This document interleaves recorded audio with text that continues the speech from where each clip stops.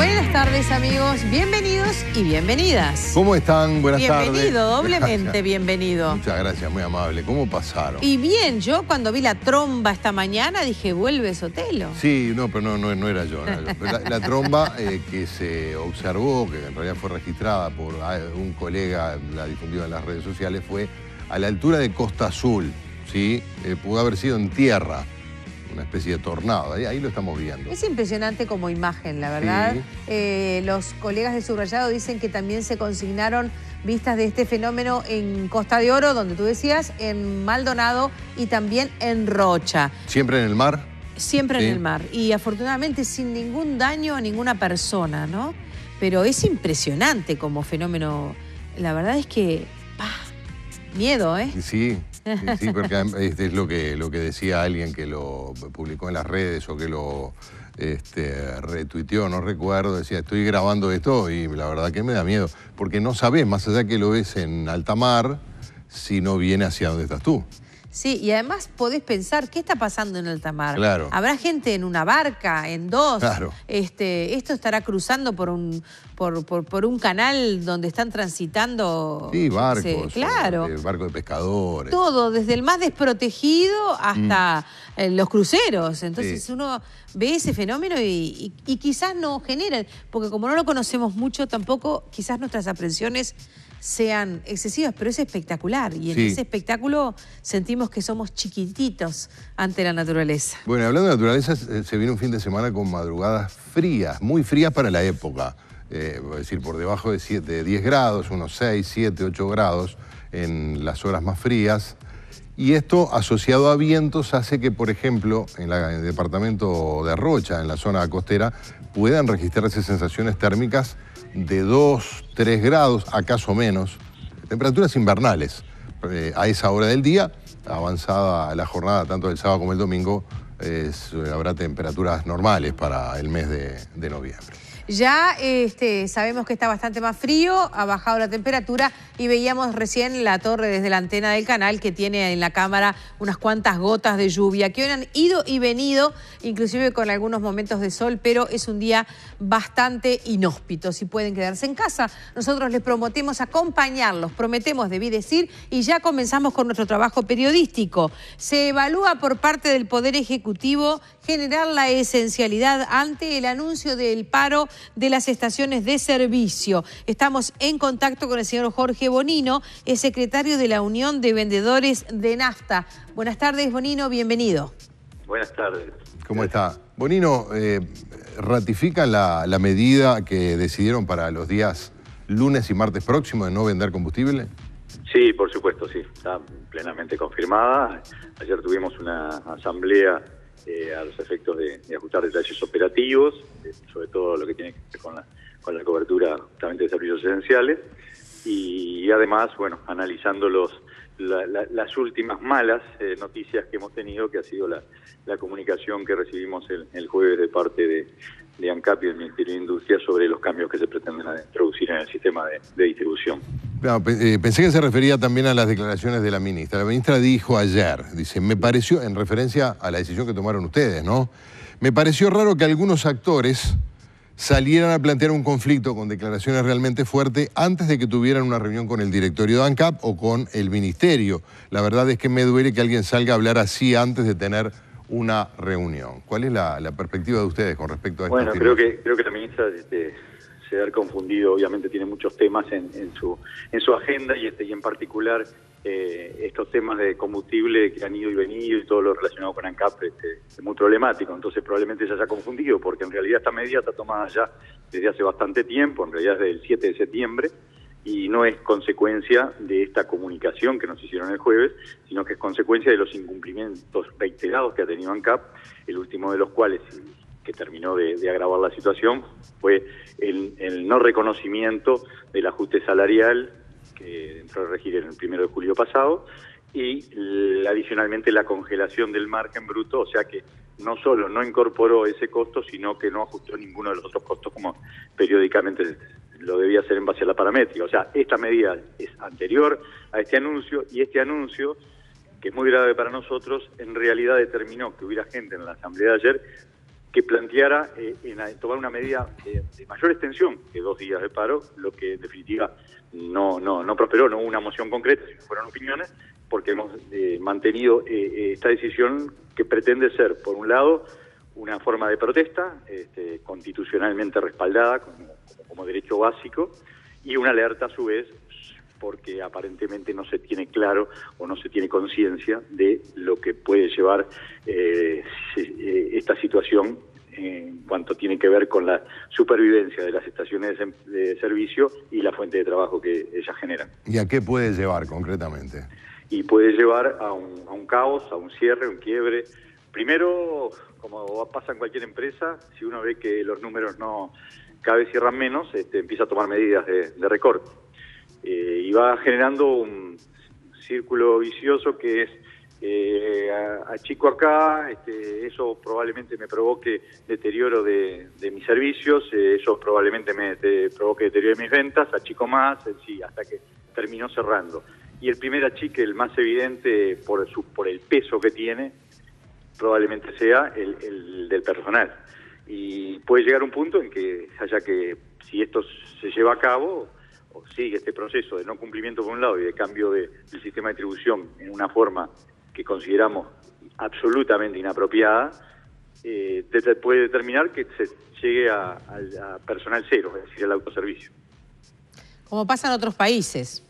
Como pasa en otros países, nosotros no lo creemos que tenemos cerca de 8.500 empleados en todo el sector, creemos que es un buen servicio el que se le presta al usuario, se le da servicios que en otros lados no se da, no tienen que estar despachándose, lo que implica también ensuciarse al momento de despachar, problemas, eventuales riesgos también porque se están manejando combustibles, o sea, materiales inflamables, no se le da servicio tampoco en ninguna parte del mundo de un lavado de vidrio, o sea, cosas que los uruguayos estamos acostumbrados y que consideramos que es un beneficio que reciben los usuarios, obviamente dejarían de percibirlo. Claro. Bonino, ¿cómo tomaron la referencia de la ministra a la posibilidad de que el Ejecutivo declare la esencialidad respecto a las medidas de paro de ustedes?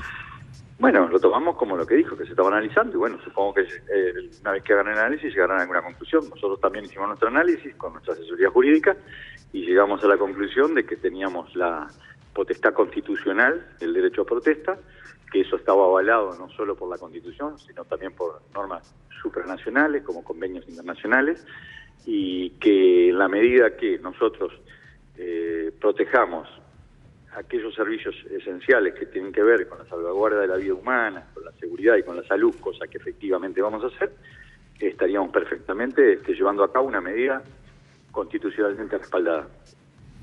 O sea que, en definitiva, sigue previsto para el lunes y martes próximo la detención solamente de venta de combustibles. El resto de los servicios continúa abierto. Es decir, las estaciones van a estar abiertas, por lo menos aquellas que tengan otros servicios.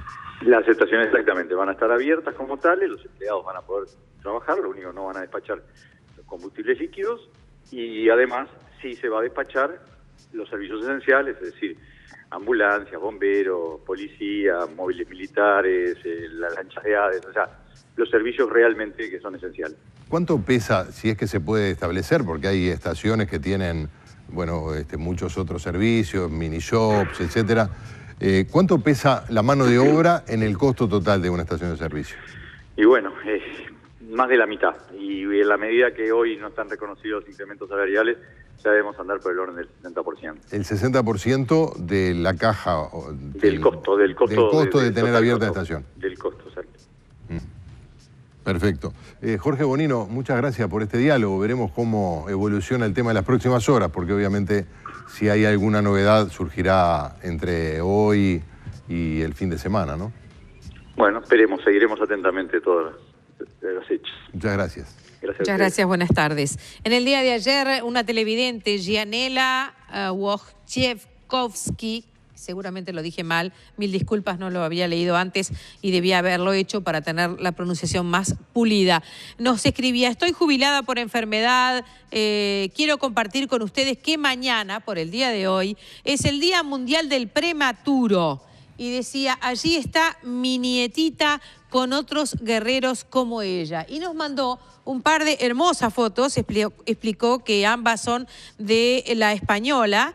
Una es un tendedero que puso La Española de los niños internados allí, de lado a lado de las habitaciones, unas guirnaldas están en nuestro Facebook en el día de ayer, y inclusive algunas ropitas colgadas como una suerte de cuelga de ropa. Y también nos mandó una especie de cigüeña que venía en esos menesteres en los que se ocupa la cigüeña, que a veces viene un poquitito antes. ¿Saben cuánto antes? Bueno, en Uruguay, 1 de cada 10 bebés nace antes de la fecha de parto. Y tenemos en contacto y le agradecemos el tiempo a la senadora del Partido Nacional, Verónica Alonso. Allí están viendo la foto de nuestra televidente, porque en el día de hoy se lleva a cabo una conferencia sobre niños prematuros a las 18 horas en el anexo del Palacio Legislativo. Muy buenas tardes, senadora. Gracias por acompañarnos. Al contrario, Marinés, un gusto estar en contacto con ustedes. Un saludo a Gerardo. ¿Cómo anda, senadora? Buenas tardes. Muy bien, muy bien. Y la verdad que en este caso siempre es bueno conversar, ¿no? Poner el tema, generar un día, que es el día que celebramos hoy, o que recordamos o que reflexionamos. Siempre es bueno ver dónde estamos parados y cómo podemos solucionar también determinadas situaciones que se generan en esto. Que no es menor, a pesar de que los números nos pueden decir que el 9% de los nacimientos en nuestro país son niños que nacen un poquito antes, como tú decías, pero eso tampoco es homogéneo en nuestro país. Bien. En algunos casos, especialmente en las poblaciones más vulnerables, eso aumenta, es decir, casi hasta un 16%, ¿no?, de los nacimientos prematuros. Bien, porque una de las causas de prematurez muchas veces es que el embarazo no esté controlado. Exacto. Muchas veces un embarazo controlado evita una situación de prematurez. Exacto, son varios los factores, ¿no? Hay factores genéticos, hay factores ambientales, hay situaciones, circunstancias imprevistas, pero también tiene que ver con la falta de controles, que yo creo que en eso hay que seguir insistiendo y hay que, el Ministerio de Salud Pública tiene también una tarea de sí por delante, ¿no? Claro, de todas maneras, en un país donde nacen tan pocos niños, 4.400 niños son muchos, ¿no? Es demasiado y además situaciones que es verdad que hemos ido avanzando. En Uruguay hoy hay bebés que nacen que antes era impensable que pudieran, ¿no?, sobrevivir, pero igual siguen siendo demasiados. Bien. Y hay que enfrentarse a cada situación. Recién escuchaba el testimonio de que tú decías, Marinés, de esa abuela. Sí. Pero cada situación, cada vida, ¿no?, es un mundo, y esos luchadores de la vida, que realmente yo admiro a esas familias que enfrentan esa situación, y cuando somos mamás lo entendemos más que más. ¿Cómo no? Pero una de las cosas que nosotros proponemos en el día de hoy, que justamente en esta conferencia vamos a presentar, es un proyecto de ley que lo que hace es establece una licencia, es decir, a ver, el año pasado aprobamos en el Parlamento la ley 19.161, que lo que hacía era extender el tiempo de licencia maternal de 12 a 14 semanas, seguramente ustedes lo recordarán. Sí, sí. Lo que no estaba contemplado, ¿qué pasa en estos casos? Claro. ¿No? Donde generalmente esas mamás y esos papás tienen que transitar este tiempo en el CTI, en unidad neonatal, en cuidados no intensivos de estos bebés tan chiquititos, y que cuando llegan a la casa, bueno, ya se comieron, claro, si no toda, casi toda la licencia. Cuando están en una etapa nueva de empezar toda una etapa de adaptación. Claro, y cuando es tan importante el vínculo, una de las cosas que está comprobado es justamente el apego, la importancia del apego en esa relación entre la mamá y ese bebé, que debería haber quedado en la panza un poco más. Entonces es muy importante ese tiempo, es muy importante también la producción de la leche materna, el poder amamantar. Y entonces el planteo que nosotros hacemos, que de hecho estuvo en una propuesta que hicimos cuando se aprobó esta ley de extensión maternal, y que la bancada oficialista, el Frente Amplio, nos dijo que seguramente podía ser contemplada más adelante. Bueno, nosotros creemos que hoy es una buena oportunidad para volver a insistir en que la licencia de estas madres se dispare, es decir, esas 14 semanas se dispare una vez que ese niño es dado de alta de los cuidados intensivos. Claro, que lo previo no se contabilice, ¿verdad? Exactamente, y que en algunos casos, cuando son casos, muy extremos, haya determinadas licencias, algunos casos licencias especiales, durante el tiempo en el que está en el CTI. Esto para que no se genere, muchas veces se genera, ¿no?, la excusa, como la madre tiene que ir permanentemente al cuidado, al CTI, al sanatorio, al hospital, muchas veces corren el riesgo de perder el trabajo, es decir, Cierto. Se genera toda esa situación. Bueno, que hayan en determinados casos, los casos más graves, alguna licencia especial durante, pero si no, que la licencia se dispara a partir del día que ese bebé es dado de alta. Senadora, en el marco de los nuevos derechos, o en todo caso de los reconocimientos de los derechos, ustedes estuvieron trabajando sobre que tanto la licencia maternal fuera maternal o paternal de acuerdo a lo que se pudiera dar en cada uno de los casos. Ante una prematurez, ¿también consideran que tanto el padre como la madre pueden ser los que usufructúen ese nuevo tiempo? Bueno, sí, pero tomando en cuenta que la madre es como casi indispensable, sobre todo por lo que decíamos recién, en lo que tiene que ver con el amamantamiento, ¿no? Allí hay una cosa que es imposible hacerlo de otra manera, pero indudablemente que el padre también juega un rol fundamental. Acá lo que se busca es facilitar las políticas de crianza, y cuando nosotros hablamos en el año pasado de las licencias parentales, es decir, de las madres y de los padres, eso ocurre en otros países, incluso ocurre que aquellos padres que no puedan hacer uso de su licencia, si no la usan, pierden esa licencia. La búsqueda es el tema de las responsabilidades compartidas, es decir, que tanto mamá y papá son fundamentales. Pero hay momentos en los cuales la mamá es indispensable, diría yo, y esto no para dejar de lado a los papás, pero me parece que en eso la prioridad tiene que estar en las madres, ¿no? Y especialmente, y en algunos casos, Marinés, y esto pasa en el Hospital Pereira Rosell, donde hay un porcentaje alto de estos bebés prematuros, que la madre es la única presencia, ¿no?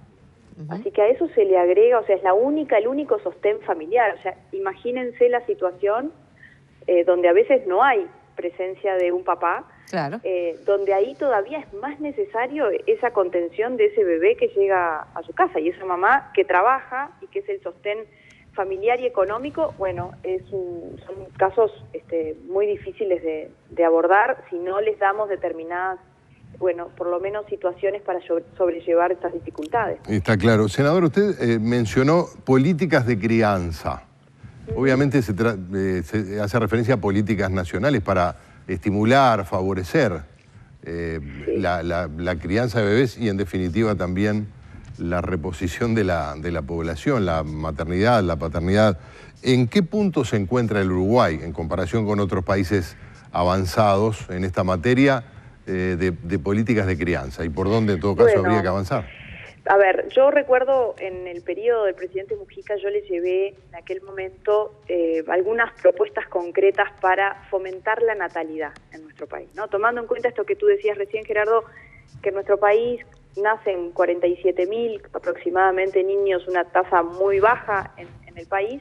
Bueno, tenemos que buscar fomentar esa natalidad, especialmente en los sectores medios de la población, que quizás son de los más castigados, en muchos casos tributariamente, ¿no?, fiscalmente, que muchas veces piensan a la hora de planificar o de pensar en generar una familia, tienen un hijo, pero a la hora de pensar si tienen el segundo, hay toda una planificación, o por lo menos un pensamiento de si eso puede ser viable, desde muchos puntos de vista. El económico es uno de ellos. Y allí nosotros llevamos algunas propuestas que tenían que ver con algunas exoneraciones, con la llegada del tercer y cuarto hijo para fomentar eso. Eso no se ha avanzado en el país. Hay algunos que consideran que Uruguay va a seguir así con su tasa demográfica de esta manera y eso no debería cambiar. Nosotros creemos que habría que apostar justamente lo contrario. En Uruguay falta mucho lo que tiene que ver, por ejemplo, con dar esas políticas de crianza en cuanto a generar guarderías o lugares de cuidado, que en el país hay centros CAIF, sin duda, pero que hay todavía, hay más demanda que lo que en realidad el Estado puede proveer en ese sentido, en el ámbito público estoy hablando, ¿no?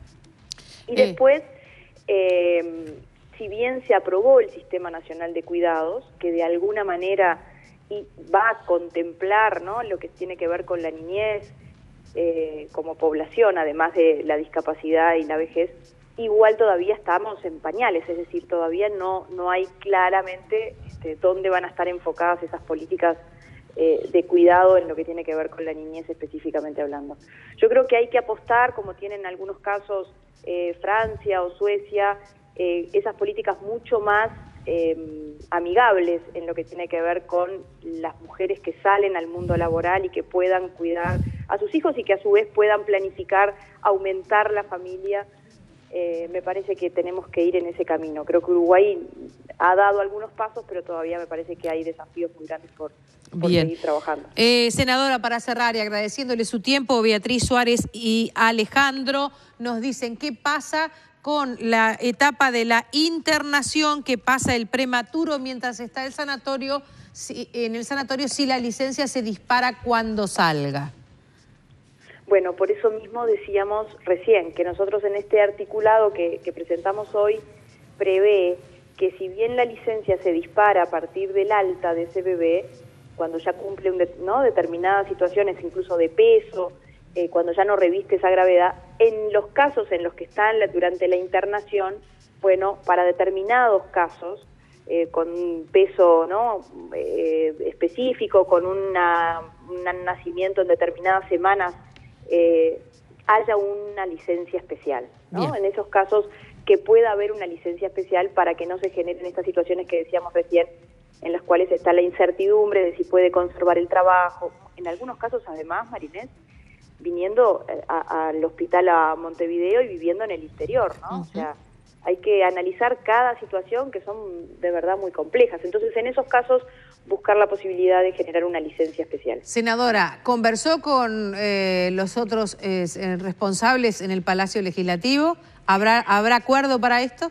Bueno, lo he conversado con algunos compañeros del partido y de los otros partidos. Bien. Y yo espero que esto tenga, así de la misma manera que pasó con la ley, la anterior que decíamos recién, bien, de maternidad, que tenga el amplio consenso, es decir, tratar de buscar que todos los partidos políticos por unanimidad aprobemos, porque esto no tiene banderas políticas, esto está mucho más allá de cuestiones partidarias, me parece. Muchas gracias por este contacto, coincidimos con usted. Como siempre, a las órdenes, un abrazo. Igualmente, chao, buenas tardes. Bueno, tiempo de hacer una pausita. Sí, vamos a un consejo de salud y flora y volvemos. A la hora de tomar mate, siempre es un buen momento para acompañarlo con Salud y Flora. La compuesta de los uruguayos es Salud y Flora, que también te ofrece otras variedades. Ginkgo biloba, modela mate para cuidar tu figura, yerba extra suave. Elegí la que quieras y disfruta tu mate con la mejor compañía. Salud y Flora, el mate por naturaleza. Sí, como dice el poeta, se precisan niños para amanecer. Sí. No está nada mal esta historia de ayudar y estimular fomentar. a que amanezcan, a que vengan. Sí, y vamos a seguir hablando de los niños, de las niñas, con un tema que es extremadamente duro, pero que quizás por eso mismo tengamos que considerarlo con gente que trabaja en situaciones duras como esas. Me refiero a Andrea Tuana, que va a estar con nosotros. Andrea ya estuvo antes, preside una organización no gubernamental que se llama El Paso, y en el marco de la Semana de los Derechos de Niños, Niñas y Adolescentes vamos a hablar sobre la violencia hacia los niños, con algunas cifras francamente espeluznantes. 7 niños fueron asesinados en lo que va del año. Esto es una cifra difundida por el colectivo Mujeres de Negro, obviamente basado en datos oficiales. Más recientemente hubo casos particularmente conmovedores, ¿verdad? Vamos a volver con esa información sobre esos 2 casos y estaremos recibiendo a Andrea Tuana acá en piso, presidenta de la ONG El Paso.